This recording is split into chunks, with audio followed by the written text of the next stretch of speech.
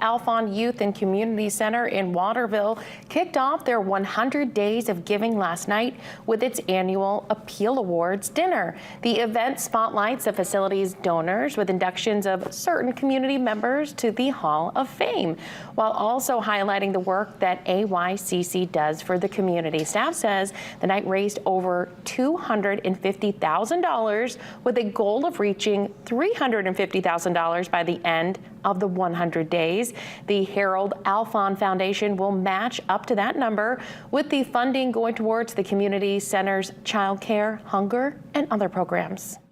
Our kids are our key mission. We want to make sure that every child is safe and that every child is fed and that they are receiving all of those enrichment activities that help build their skill level. Our tagline, if you will, is belong, believe, achieve.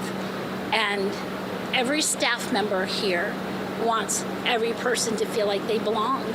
And we all make an effort. Every person who comes through this door, we're, saying hi, we're hugging, and, we let people know that they're part of our family, and that's what it's all about.